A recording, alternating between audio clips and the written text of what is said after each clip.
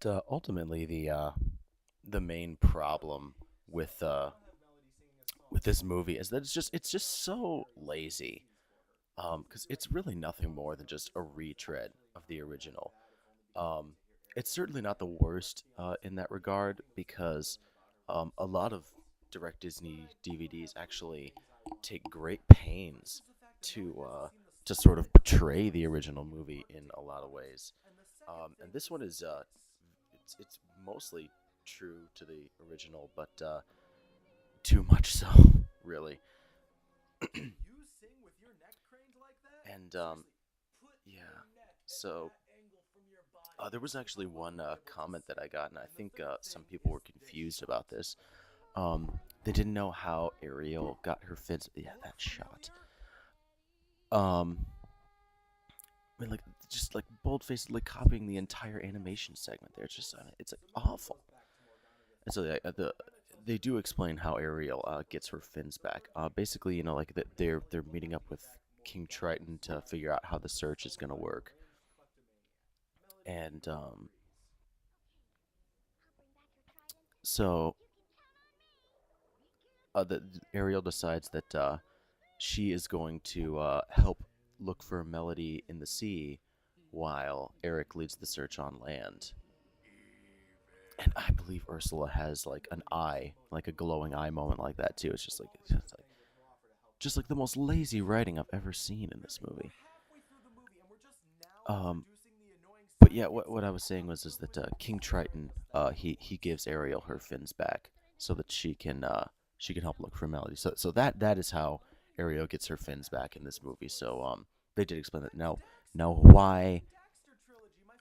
why she needed to get the clamshell bra back as well is that's a little much. But I suppose that a clamshell bra is practical for swimming underwater, but at the same time, why would you have tons of hair for swimming underwater? Why would you wear anything when you're swimming underwater?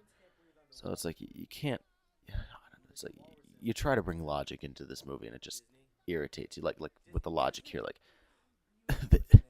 did Disney just not know that walruses and penguins can't breathe underwater? Yeah, they can hold their breath. So can a human, but that doesn't mean they can survive for like hours at the bottom of a sea. And then of course it's like, how do these guys not know about King Triton? How do they not know who this guy is? Like they never question the fact that they're sneaking. And Melody also never questions this, like that they're sneaking into this big royal, like regal looking palace, like to steal this thing. It's like, why would a kleptomaniac, just some random thief, why would he have all these people living with him at his beck and call? Why would he have such a grand, wonderful looking place? Like it doesn't make sense. There's Flounder. Um, the reason he looks weird and sounds different is because they actually do age him. He has the little comb over thing in the front. He's an adult now and he has kids in this movie. Even though Ariel looks pretty much no different whatsoever. I think her eyes are a little smaller in comparison to her head, but that's about it. And yeah, there we go. Of course. No, it's just so they do age people, but they age Sebastian like a little bit, but I honestly attribute it more to just the animation not being as good. And as far as Disney Direct DVDs go, the animation in this is actually okay. Um, there's some truly badly animated ones that we're gonna be getting to soon. Like it's like that thing. What is that rope hanging from? Like Eric constantly, like in this movie, he's like his one smooth like awesome move is like swinging on ropes. Like he does that in this movie a lot. So yeah, that shark. Yeah, that shark is freaking. And then of course they rip the sunset thing off. They rip off the sunset thing from the first movie as well. And it's just like I said, it's just so lazy. Like yeah, these little guys like the most shoehorned in sidekicks I've ever seen.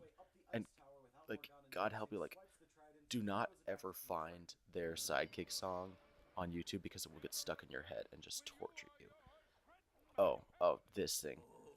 I can't believe to this day that I forgot this joke. Like this here.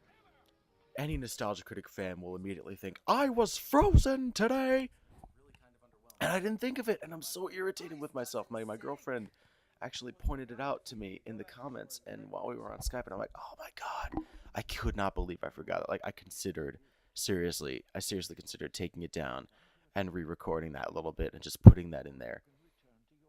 I didn't end up doing that, but like to this day, I still can't believe I forgot that, because that's such a great joke, and it's hard to find uses for.